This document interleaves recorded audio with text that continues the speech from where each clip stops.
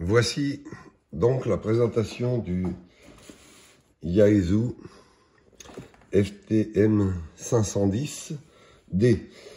Alors la particularité de ce poste, qui est un émetteur récepteur VHF, UHF numérique et analogique, c'est 4 FM pour le numérique, c'est qu'il inclut le système Audio Signal Processing SPU1, qui est le système de retraitement numérique du signal.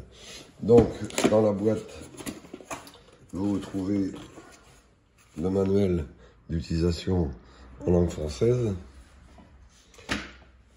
Vous avez évidemment un micro avec toutes les touches fonctions, une prise RJ12, le cordon d'alimentation 12 volts, voilà, 12 volts, 15 ampères, et avec une prise de broche pour l'arrière de l'appareil.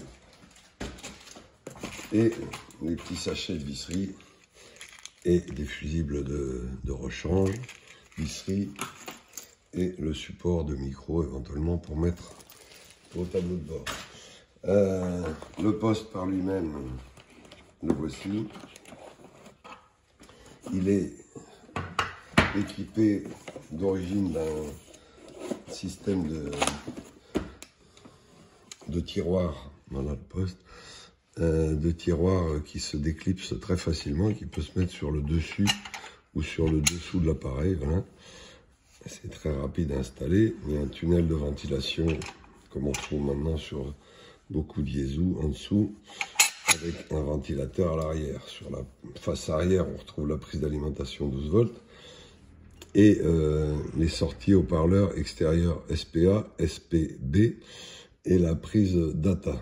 La prise d'antenne, c'est une prise PL, système PL 259, SO 239. L'alimentation ici. La façade peut se détacher ici, voilà, sur le côté, et elle peut également être réglée, être déportée et être réglée en inclinaison ici, vous voyez, sur le côté. Voilà. Il y a un slot pour carte micro SD sur le côté également. Le micro peut être branché ou sur le poste lui-même ou sur la façade, ce qui est bien pratique.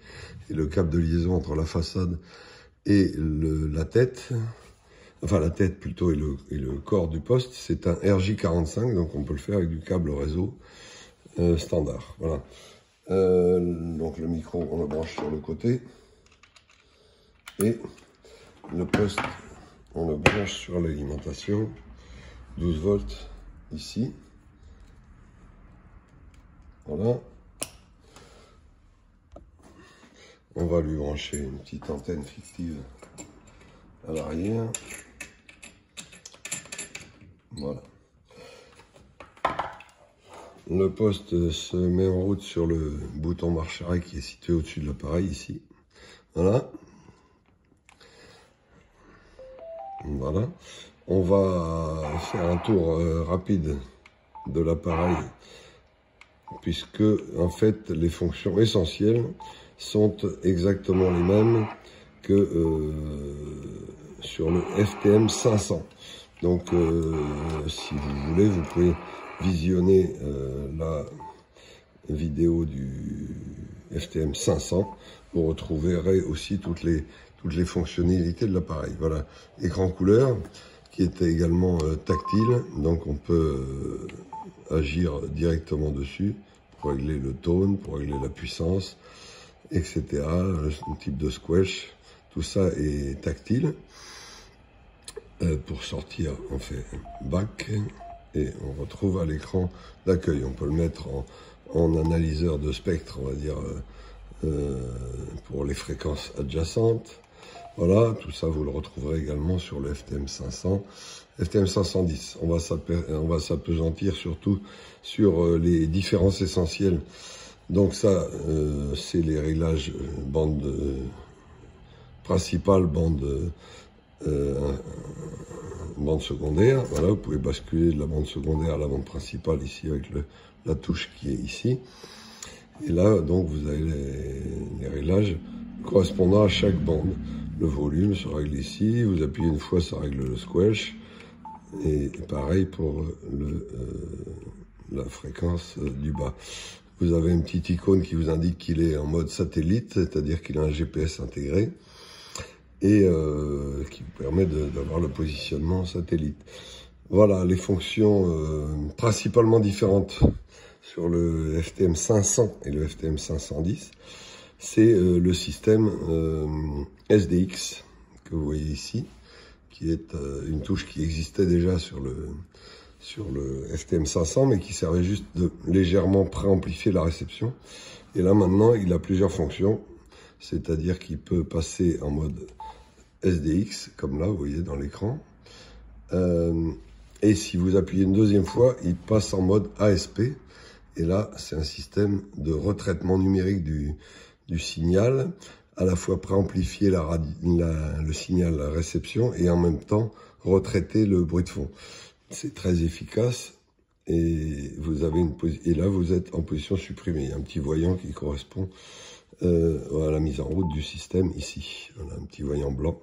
Voilà, SDX, ASP. Et si vous restez appuyé dessus, vous passez en mode auto. En fait, c'est un mode automatique qui va de lui-même juger si le signal est faible ou s'il varie beaucoup, et donc il va corriger automatiquement. Il va activer plus ou moins le système ASP pour retraiter les signaux quand ils deviennent trop faibles et ne pas forcément les traiter quand ils sont plus élevés et qui sont tout à fait audibles. Donc ça, c'est extrêmement important, c'est la différence essentielle, on va dire, avec le FTM 500. Il y a des différences aussi au niveau du système de programmation, qui est légèrement différent, mais qui sera peut-être évolutif sur le FTM 500. Par contre, le 510, lui, n'inclut pas la carte Bluetooth, donc il faut éventuellement, pour les gens qui sont intéressés avec le système Bluetooth, il faudra mettre la petite carte en option. Voilà, comme le FTM 500, il a un haut-parleur sur le dessus, et il a un haut-parleur qui sort ici, qui permet de faire un son vraiment très agréable et un peu spatial. On a une très bonne qualité audio. Donc ça, c'est une particularité qu'on a sur les FTM 500 et 510. Voilà, donc c'est un appareil très haut de gamme, évidemment. Là, nous avons choisi l'éclairage rouge. On peut choisir un éclairage différent, un contraste différent, etc. Donc voilà, vous avez le témoin d'émission ici sur le micro et sur le poste, avec le niveau de signal reçu sur un bar graphe en dessous, et vous pouvez passer d'une bande à l'autre, voilà, et pareil, vous pouvez voir le signal émis et reçu. Le micro est un micro DTMF, vous pouvez faire toutes les commandes que vous voulez sur le micro. Voilà, c'est un poste vraiment très haut de gamme, très agréable à utiliser, très agréable en termes de réception, surtout avec le système SDX ASP.